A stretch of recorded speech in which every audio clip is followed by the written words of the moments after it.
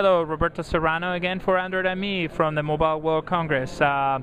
We find ourselves here with the CEO, Rodrigo, and the COO, Javier, of GeeksPhone, and they're going to be showing us their device, which is called the GeeksPhone. It's the first device released by GeeksPhone. It's a very, very interesting idea. It's not a common Android device in the sense that this is actually the first device that I've ever heard of that it comes out of the box rooted, so you can basically install anything. So outside of the original developer's phone from Google, this is the first commercial device ever to be released with that feature. That makes it a very different device in many ways, but in particular, since it's been released like that, it doesn't include the Google applications. So I'm going to allow Javier to demo the device, so he's going to be talking about it. Alright, well, first of all, we can see the box, which is pretty nice. We want to remark one thing: we're the first and only European mobile devices brand to launch an Android smartphone to the market. And so we say here, made in China with a Spanish heart. We value this idea very much because we believe that development is around Android and open source operating systems is really strong in Europe, but it's not really promoted, and we try to enhance and promote that. Here we have the device itself. As you can see, it's a candy bar slate device.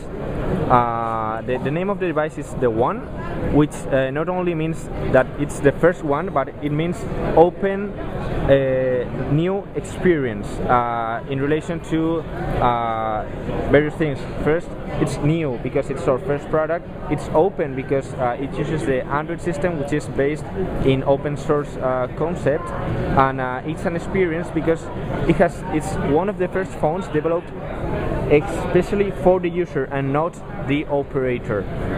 It's developer friendly. We try to promote the community idea of doing whatever you want with the phone. If you break it, we fix it, no problems on that. And we also try to promote the developers side by giving free test phones for developers, so they can play whatever they want with their phones, and if they break it, we give them a new one. So what that means is that a developer can actually flash the ROM of the device, and if there's a problem, they can ship it back and you will fix it? We provide utilities, and actually, well, we're having some heavy modifications of the system itself. You know, the recovery images have already been modified totally, and we also provide an easy way to flash the device, and yeah, it's really easy. Can you give us the reference? What is the memory, the processor? Of course. Well, as you can see, we have a 3.2 inches touchscreen. It's a hybrid touchscreen. It's not resistive, it's not capacitive. It's a new technology that brings both of them together. You have the sensibility of a capacitive screen. You have to press, but very little. You have a lot of precision. You have like 500 points per inch, which is amazing. You can use the included stylus if you want more precision while browsing the internet.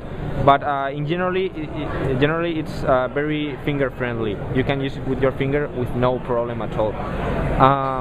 The processor is a Qualcomm 7 series running at 524 megahertz. It's the next version of the one that is included in the Hero. In the Hero, it's the 7201. Here is the 7225, which has some minor battery level enhancements. So it basically has better memory management. As you can see, we have well, the operating system running this phone currently is between 1.5 and 1.6. It's a middle build. it mixes both features, but we have made quite big optimization of the system itself. So as you can see, it runs very smoothly. Internal memory is 512 megabytes of ROM and 256 megabytes of RAM, which is more than enough for an average use. And well, as I have said, we have developed a new user interface for Android, but we want to keep it to the essence. So we believe Android user interface is great. It's really easy to use and really powerful. And we want to keep that sense. So if you see, the basic usage is the same. You have your applications drawer here, and for example the notifications bar is great because you have your notifications, but also a quick access to the quick settings like Bluetooth, GPS, Wi-Fi, etc. Well, more in detail, another thing that we have implemented is the soft keys. You have them on screen; they hide automatically while watching full screen video or internet browsing. It's automatic. Here we have this button which we have added that provides quick access to global search. You can search at the same time in the bookmarks, the web address.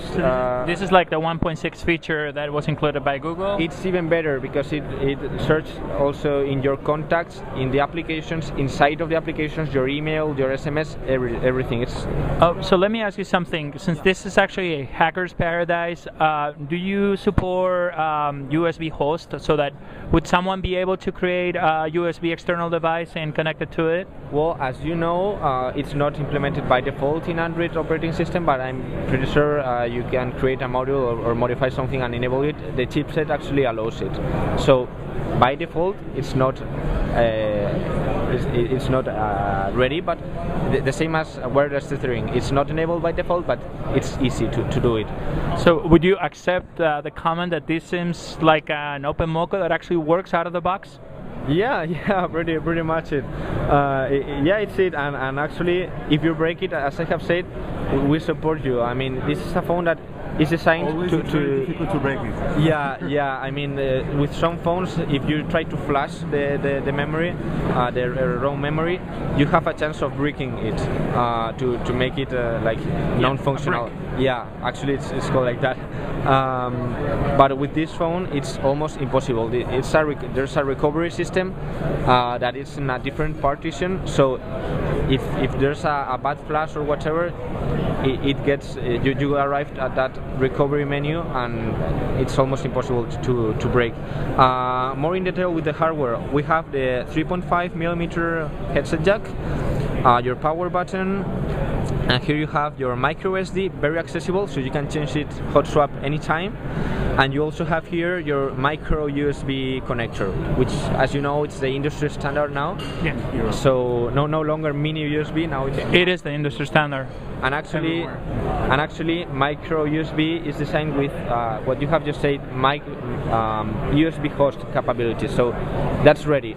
Software-wise, you have to do some tricks, but yeah, but a hacker could achieve that relatively easy. Yeah, I believe that if you leave this to Cyanogen, in 2 days you have it working. More things. Well, this is the back of the device. Camera is 3 megapixels with autofocus and extended depth of field lenses. Quality is pretty good. Battery. Well, we have now here a battery. You can see it's 1000 milliamperes, but it's bigger. Actually, it's 1100. But due to the heavy memory optimizations that we have made to this particular device, battery life is like 3 days without. It offers really a wide amount of functions, and it's actually like a computer keyboard, because if you press, for example, the caps lock, you get the light on indicating you, or even the function code. And well, I believe that hardware-wise I have covered everything. Yeah. Well, thank you so much. Again, this is Roberto for Android and me. Thank you for joining us. Until the next clip.